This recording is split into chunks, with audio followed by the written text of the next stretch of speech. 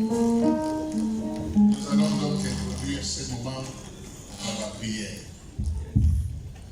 La Bible dit que ceux-là qui veillent sur une ville, s'ils le font sans Dieu, font en vain.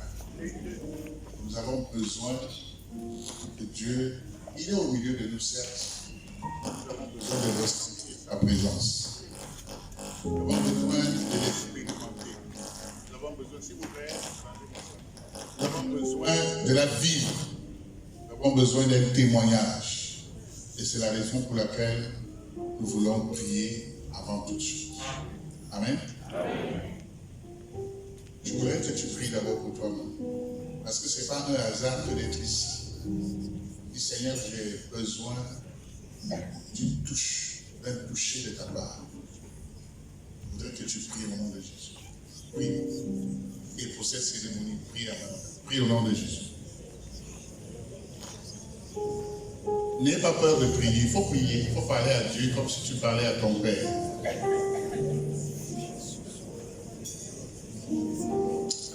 Seigneur, nous te bénissons, nous te rendons grâce pour ce moment.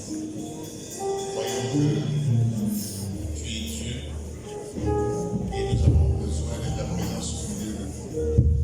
Prions, Seigneur, que celle-ci nous accompagne de cet instant jusqu'à la fin. Glorifie-toi, Seigneur. Glorifie-toi en nous et au travers de nous. Permets que ta puissance se manifeste. Que ton nom puisse être glorifié. Merci, Seigneur. Je voudrais appeler ici Pasteur Mébo, prier pour la prière d'ouverture. Merci. Est-ce qu'on peut l'encourager?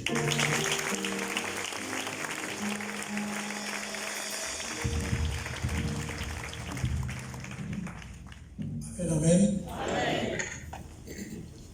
Seigneur notre Dieu, nous te bénissons, nous te glorifions. Nous te disons merci pour ces instants. Nous te disons merci parce que tu as permis que nous puissions nous retrouver dans cette salle comme à l'accoutumée tous les débuts de juillet. Aujourd'hui, c'est vraiment quelque chose d'exceptionnel. Nous bénissons tous ceux qui sont arrivés. Nous prions que les choses se passent bien comme d'habitude, par la grâce de Dieu, que toi seul tu sois au contrôle de tout. Merci beaucoup. Et toute la gloire te revienne au nom puissant du Seigneur Jésus-Christ. Nous disons tous Amen. Amen. Alléluia. Est-ce que nous pouvons nous asseoir? Merci. Que Dieu vous bénisse. Dites à la personne qui est à côté de vous, mon frère, que Dieu te bénisse. Dis-le-lui franchement. La Bible nous demande de nous bénir les uns les autres. Dis-le-lui franchement. Regarde dans les yeux, dis que Dieu te bénisse. Dis-lui, Dieu m'a béni et il va aussi te bénir.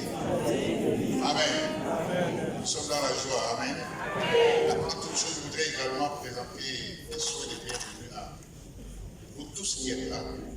Ça va être difficile pour moi de citer chacun de manière, nous-mêmes, de manière individuelle. Mais je voudrais honorer la présence des hommes de Dieu, des femmes de Dieu qui sont là, des hommes de Dieu et des femmes de Dieu qui se sacrifient, qui prennent de leur temps pour la vie de la nation, pour la vie des réunis, pour la vie de tout ce qui se passe autour de nous. Que Dieu bénisse vos efforts. Mais sachez qu'à la fin de chaque effort, il y a une récompense. Amen. Et cette récompense, vous ne pourrez pas l'avoir ici sur la terre. Mais sachez que au moment où Dieu viendra prendre son église, non seulement vous n'allez pas rester, mais en même temps, vous aurez votre couronne. Donc je vous conseille de continuer d'œuvrer. Ce n'est pas facile. Parfois, on nous insulte. Parfois, on nous marginalise. Parfois, on ne tient pas compte de qui nous sommes. Même si nous n'avons pas besoin de ça. Mais continuons. Le tout n'est pas d'être par terre de tout l'esprit. On peut tomber, on se relève et on continue. Est-ce qu'on peut acclamer pour les hommes?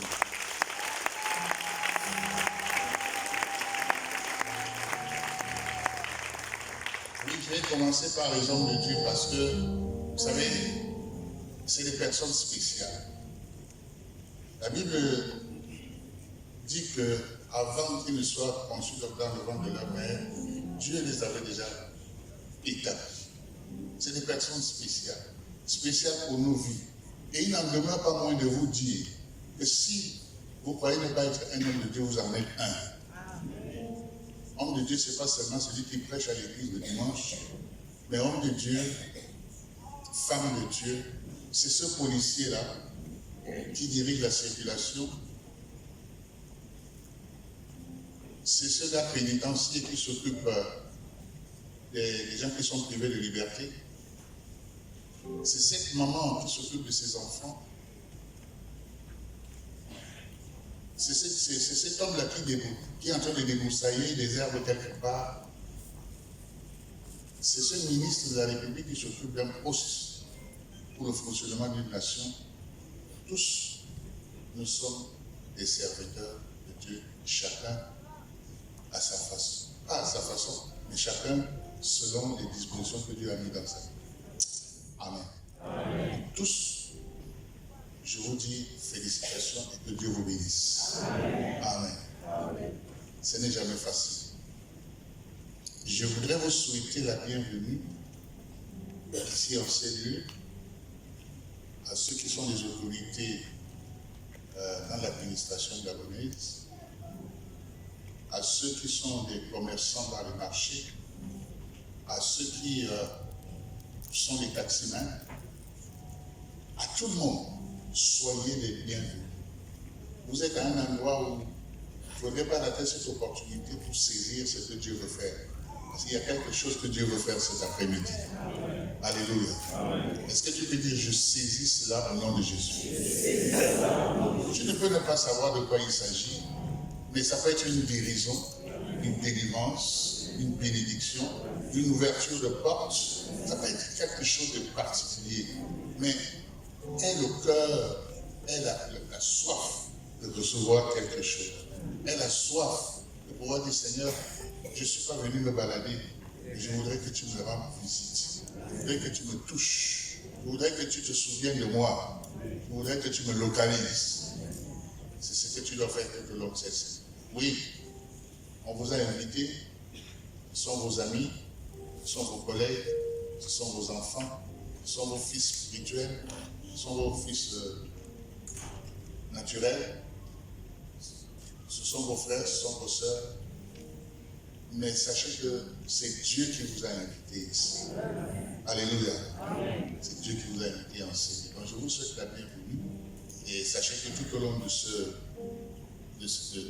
cérémonie, nous ne manquerons pas de répondre à toutes vos préoccupations, de vous expliquer un peu pourquoi nous sommes là. Et si le temps ne nous le permet pas, vous pourrez nous voir comme on dit désormais dans les GSM en eBay. C'est ça, non? eBay, ça veut dire quoi? Inbox. Inbox, ça veut dire pas dans la boîte. En fait, c'est ce que ça veut dire. C'est-à-dire en privé. Alors, l'Institut biblique n'appartient pas à une église. Pas du tout. L'Institut biblique n'appartient pas à une église. Mais c'est un centre de formation biblique. Et parce qu'il n'appartient à aucune église, il est à caractère